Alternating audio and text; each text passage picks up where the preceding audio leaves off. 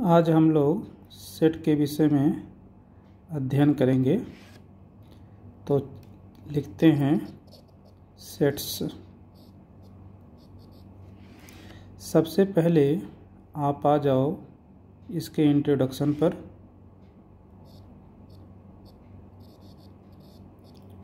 Introduction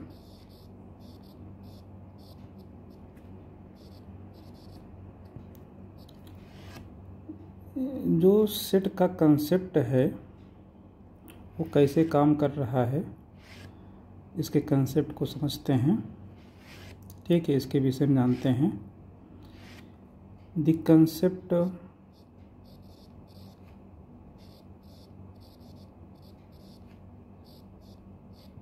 of set serves as fundamental part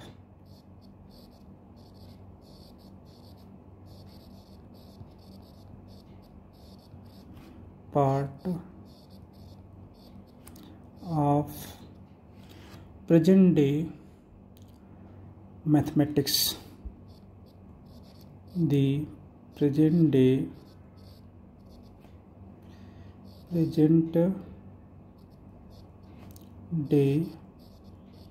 mathematics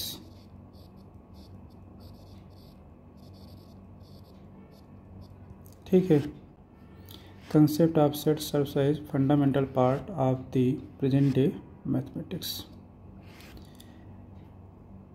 okay, this concept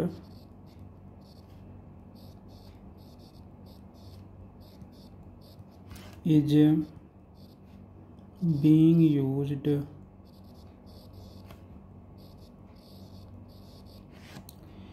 in almost every branch of mathematics. Almost every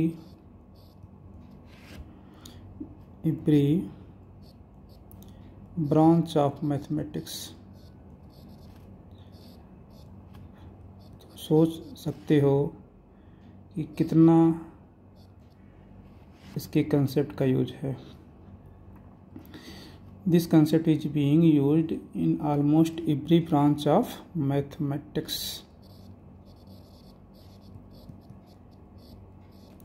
और बेटा जी set का use और कहाँ होता है? देखो कुछ चैप्टर आपका है वहाँ भी यूज होता है। देखो sets are used to define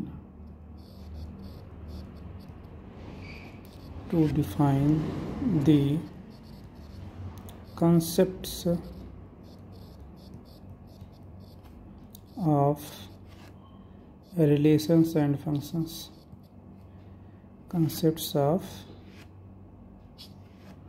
relations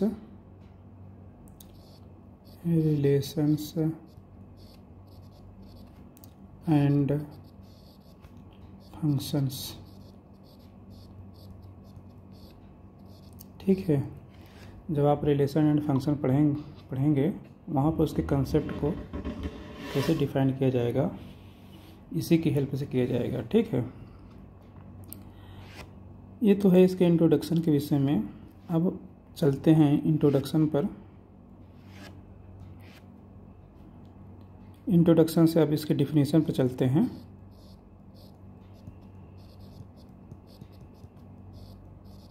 ठीक है, देखो यदि हम आपसे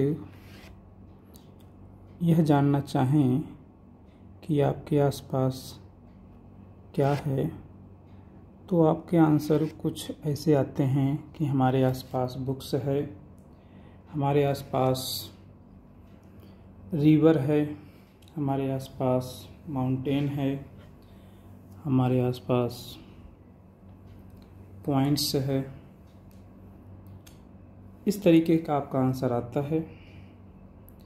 ये जो आपके आंसर आते हैं मैथ की लैंग्वेज में इसे तुम ऑब्जेक्ट बोलोगे।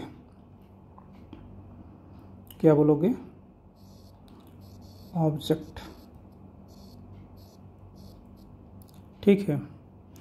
पर्टिकुलर किसी ऑब्जेक्ट का जब कलेक्शन किया जाए, यानी पर्टिकुलर ऑब्जेक्ट का क्या करेंगे आप, कलेक्शन करेंगे। कलेक्शन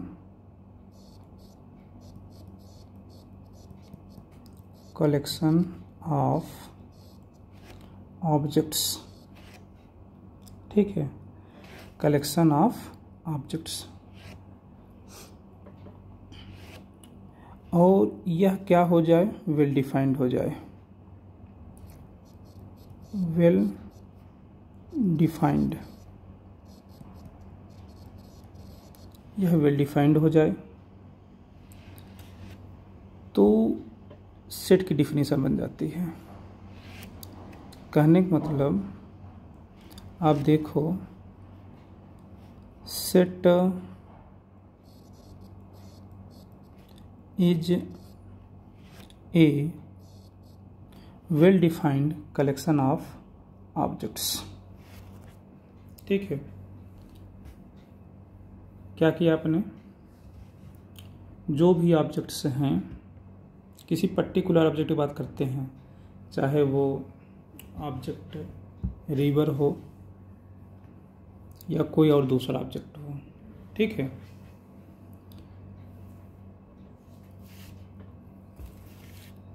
और यदि वह वेल डिफाइंड हो तो आप सेट कहते हैं।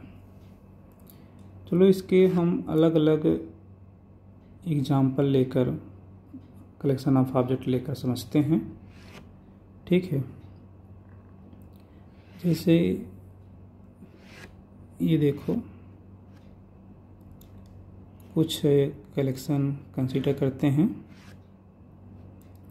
कलेक्शन ऑफ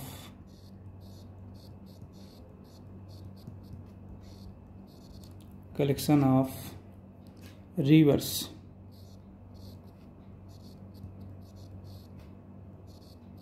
ऑफ इंडिया, ठीक है, collection of reverse of India. और एक कलेक्शन और करते हैं, लेते हैं, कलेक्शन ऑफ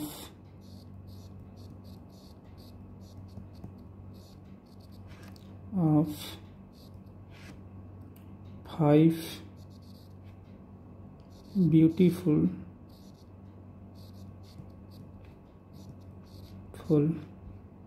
गर्ल, ठीक है। तो यहाँ पर रिवर आपका क्या है, ऑब्जेक्ट्स है, ठीक है। तो कलेक्शन किसका करेंगे आप, ऑब्जेक्ट का कलेक्शन करेंगे। तो रिवर को आप नामों से जानते हैं, जैसे हम इस कलेक्शन की बात कर रहे हैं, फर्स्ट कलेक्शन की बात कर रहे हैं, ठीक है। कौन कौन से रिवर आते हैं आप लिखें, आपका उनके नाम लिखें। गंगा,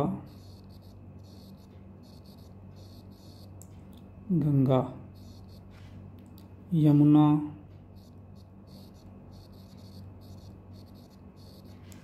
तवी, चिनाब, गोदावरी, और फिर आप लिख दें गोमती, कोसी, ठीक है। ये सब आपके क्या हैं, रिवर हैं।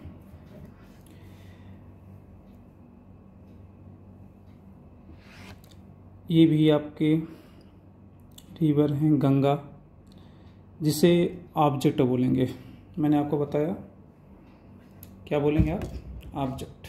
तो ये भी ऑब्जेक्ट है, गंगा भी ऑब्जेक्ट है, ठीक है, गंगा भी आपका ऑब्जेक्ट है।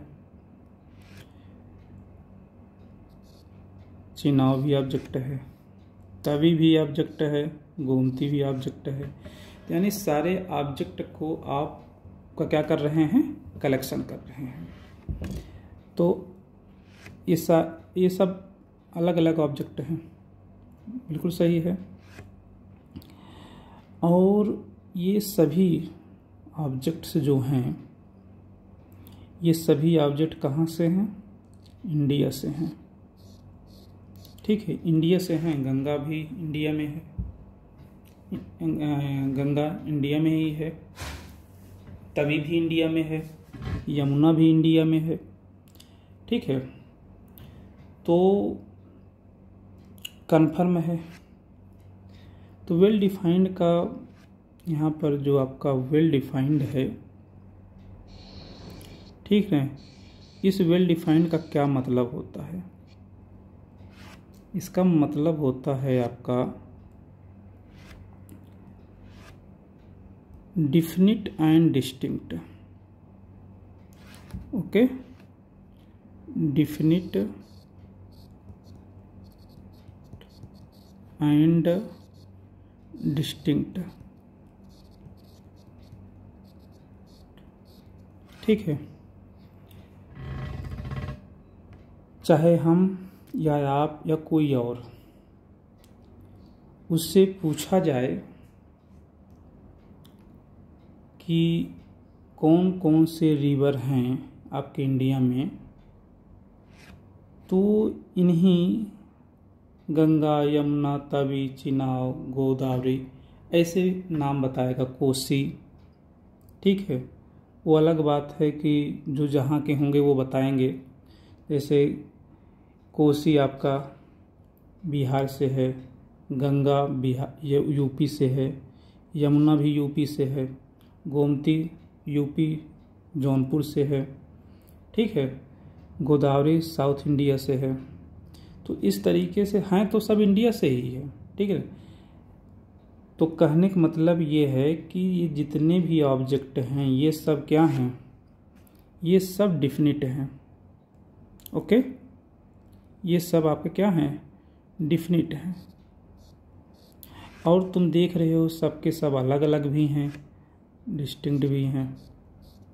तो कहने का मतलब ये जो collection of reverse of India है, ये क्या है? वेल डिफाइंड है। तो collection of reverse of India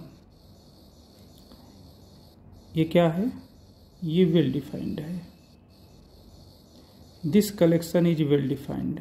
क्यों? क्योंकि ये डिफिनिट एंड डिस्टिंक्ट है। ओके, जब भी डिफिनिट एंड डिस्टिंक्ट हो जाएंगे तो उसे आप वेल डिफाइंड कह सकते हैं। और जब वेल डिफाइंड हो गया तो ऐसा कलेक्शन सेट कहलाएगा। ऐसा ही डिफिनीशन में है। ओके, अब तुम दूसरे वाले पे विचार करो जरा, दूसरे कलेक्शन पर। देखो ये अब यहाँ पर क्या करना है? यहाँ पर ऑब्जेक्ट कौन है? गर्ल है, ये ऑब्जेक्ट है। आपको इनका कलेक्शन करना है। कैसे? ब्यूटीफुल 5 गर्ल, 5 ब्यूटीफुल गर्ल आपको। ठीक है, कितने गर्ल्स कलेक्शन करना है? 5। वो कैसे होनी चाहिए? ब्यूटीफुल होने चाहिए। तो आप थोड़ा सा विचार करें। ये जो होंगे, जो भी गर्ल्स होंगी वो अलग अलग तो होंगी। जो भी गर्ल आप बताएंगे वो सब अलग अलग बताएंगे। ठीक है, अलग अलग नाम बताएंगे। बट ये भी विचार करो, जो आप बता रहे हैं क्या दूसरा बंदा भी वही बताएगा? उसी गर्ल का नाम वो भी लेगा? तो आपके दिमाग में तुरंत आएगा नहीं। कहने मतलब वो डिफिनिट नहीं है। जिसे आप बता रहे हैं वो दूसरे के लिए निश्चित नहीं है कि वही वो भी बताए। बट इस वाले फर्स्ट वाले कलेक्शन देखो, ये जितने भी रिवर हैं ये तो निश्चित होगा ना कि इतने ही रिवर हैं, काउंटेबल है ना, मतलब आप काउंट कर सकते हैं कि आपके इंडिया में कितने रिवर हैं। ठीक है, उसी रिवर में से कोई एक नाम बताएगा, वो कंफर्म है। बट यहाँ पर तो जो ब्यूटीफुल है, जो ये नाम ले लिया गया, अब ये क्या हुआ? ये आपके कलेक्शन को वेल डिफाइंड नहीं कर रहा है। कहने का मतलब डिफरेंट एंड डिस्टिंक्ट्स आपके ऑब्जेक्ट, ठीक है, इसको फॉलो नहीं कर रहा है। जैसे यहाँ पर देखो सब डिफरेंट एंड डिस्टिंक्ट था, यहाँ पर ऐसा नहीं है। इसलिए जो ये कलेक्शन है ये वेल डिफाइंड नहीं है। तो जब वेल डिफाइंड नहीं है तो ऐसे इसको आप सेट नहीं बोलोगे, यानी कि यह है आपका सेट नहीं है और ये आपका सेट है, ठीक है, ओके। और भी आप एग्जाम्पल ले सकते हैं और ये बता सकते हैं कि आपका कलेक्शन सेट है कि नहीं है। ये जो पर्सन टू पर्सन वेरी करेगा, ठीक है। कहने मतलब आपके जो आप बता रहे हैं सामने वाले के अनुसार वो सही नहीं है, तो इसका मतलब वो कलेक्शन वेल डिफाइंड नहीं है। वेल डिफाइंड होगा तभी जाकर आप सेट कहेंगे, अदरवाइज सेट नहीं कहेंगे, ठीक है। सेट को डिनोट करने का जो तरीका है वो सदैव कैपिटल लेटर से है। कहने का मतलब इसको लिख देते हैं हम, देखो, set is denoted by capital letters,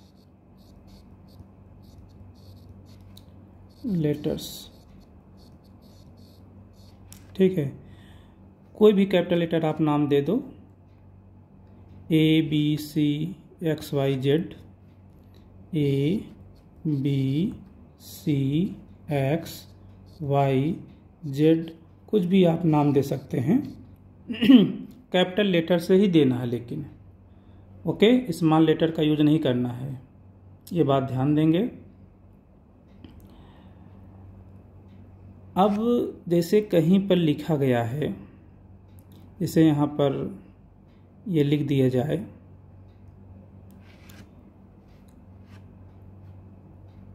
चलो नाम दे देते हैं, ये जो first collection of reverse of India है, ये तो सेट है। तो जब सेट है इसको कैपिटल लेटर से डिनोट कर देते हैं, इसको नाम दे देते हैं रिवर है, चलो कैपिटल R से नाम दे देते हैं, ठीक है। अब तुम देखो यहाँ पर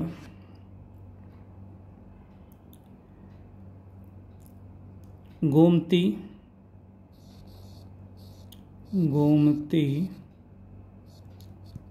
इज एन एलिमेंट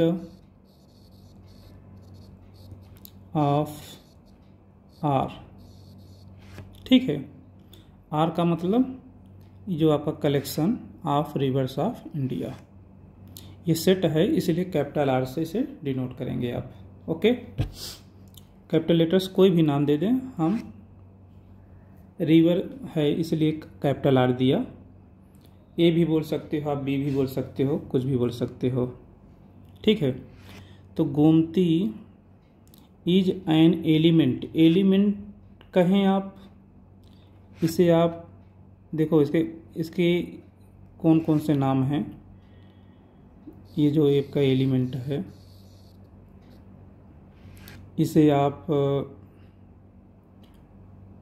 ऑब्जेक्ट कहते हैं,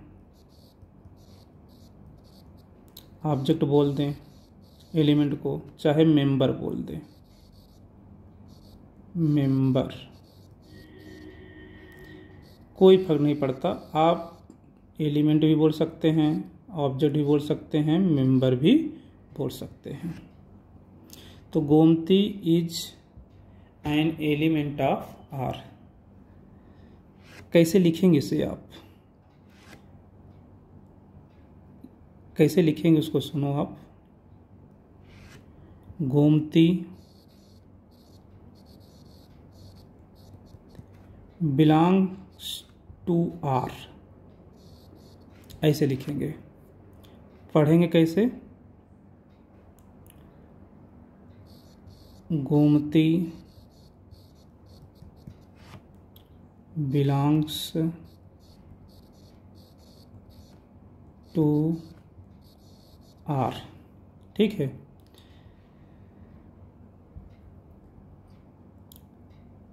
अच्छा, तुम ये ध्यान दो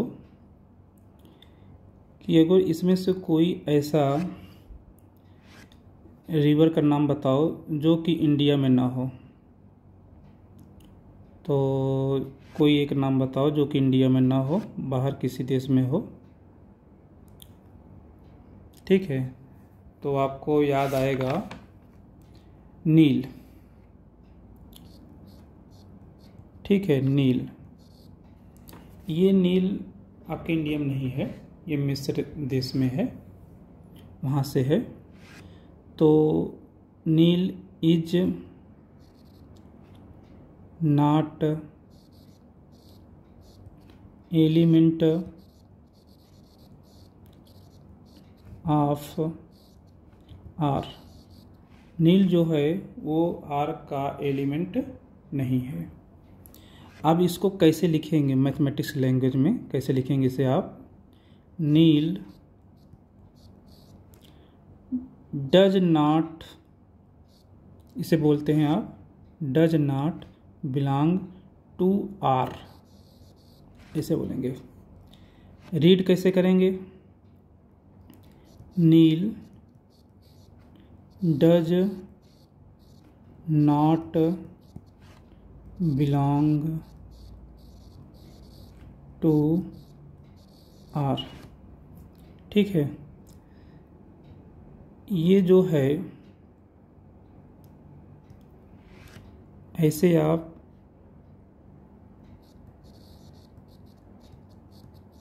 लिखते हैं, ऐसे आप रीड करते हैं। ठीक है, इसका मतलब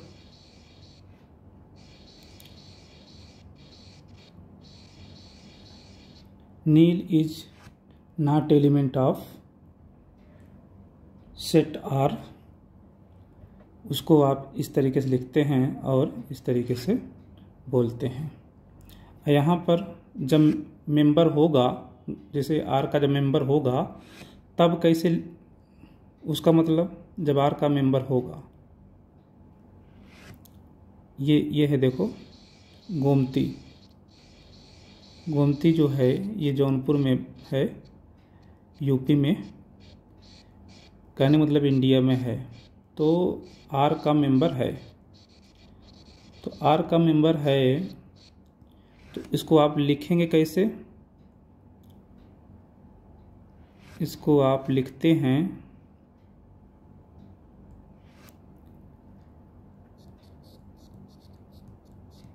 इस तरीके से लिखते हैं और रीड ऐसे करते हैं। ठीक है, ये सिंबल है और ग्रीक सिंबल एप्सिलॉन जिसे बोला जाता है। ओके, ये तो हो गया सेट को कैसे डिनोट किया जाएगा और सेट के जो मेंबर होंगे उनको कैसे लिखा जाएगा, ये हम लोग देख लिए। यदि मेंबर नहीं होगा तब कैसे लिखेंगे, ये भी आपने देख लिया। ठीक है। अच्छा, अब आते हैं कैसे रिप्रेजेंट कराते हैं। अब आप सभी लोग हेडिंग डालेंगे, रिप्रेजेंटेशन ऑफ सेट्स। हेडिंग डालेंगे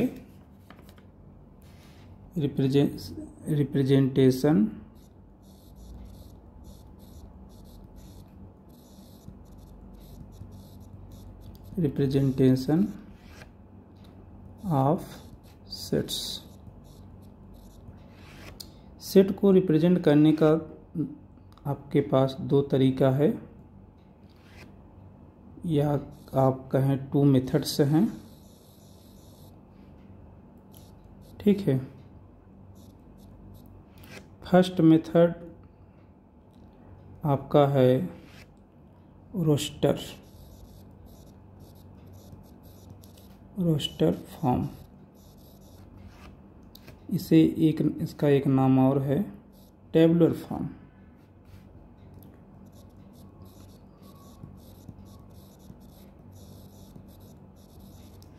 सेकंड मेथड है सेट बिल्डर फॉर्म।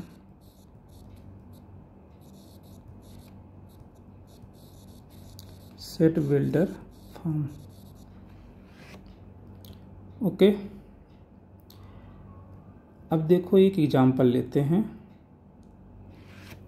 उस एग्जांपल की हेल्प से हम सेट को कैसे रिप्रेजेंट कराएंगे, दोनों मेथड हम उसी एग्जांपल से करेंगे।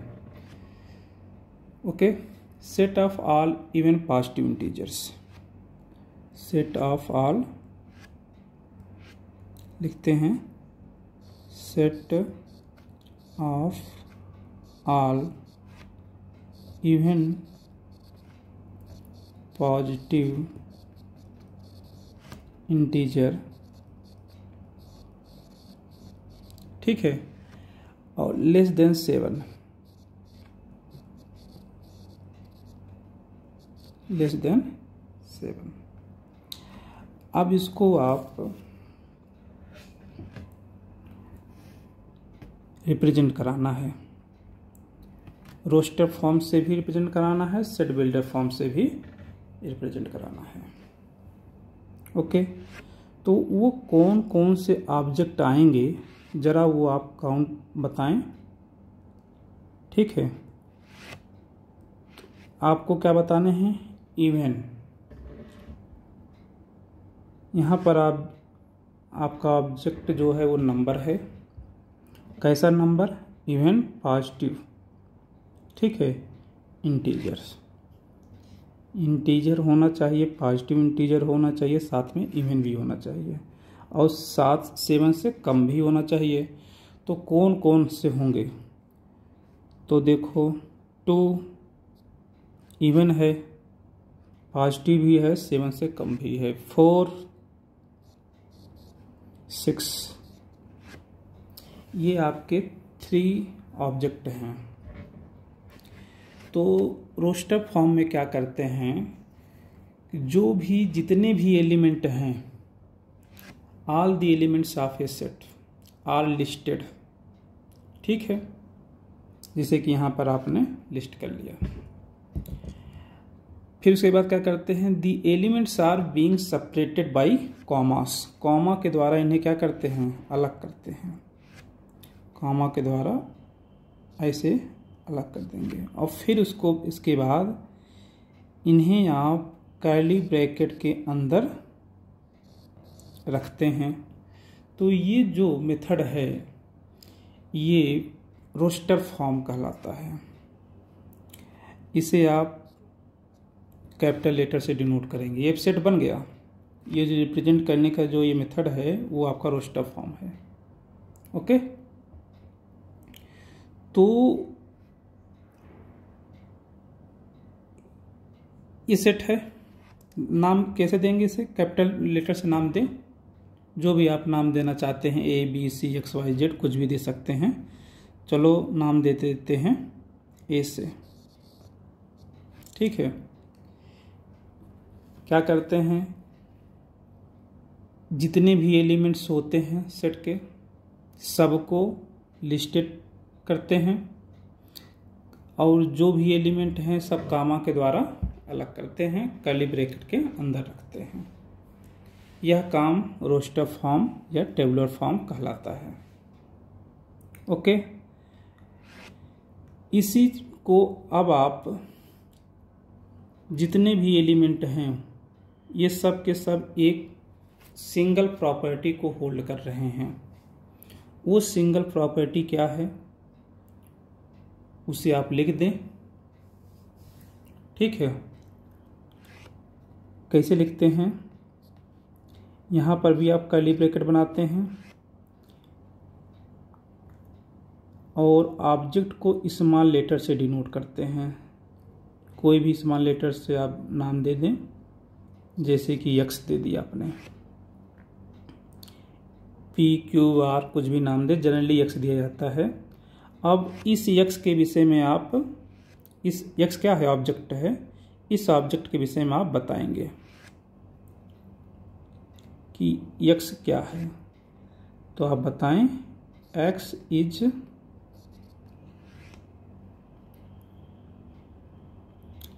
इवन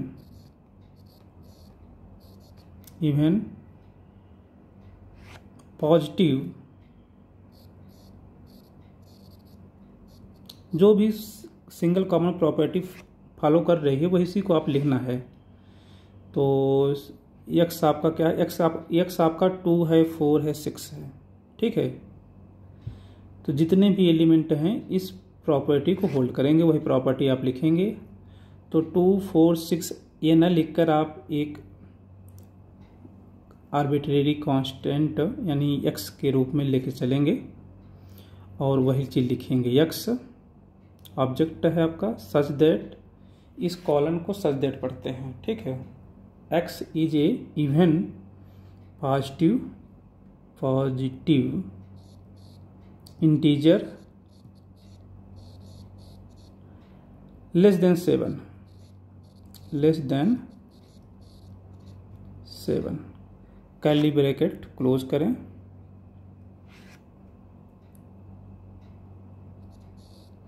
ओके, इसको कैसे रीड करते हैं, this set of all x such that x is a even positive integer less than 7। Okay, दोनों सेट एक ही हैं, अलग अलग रिप्रेजेंट किया गया है। इस रिप्रेजेंटेशन को आप बोलते हैं सेट बिल्डर फॉर्म, इसको बोलते हैं रोस्टर फॉर्म। ओके,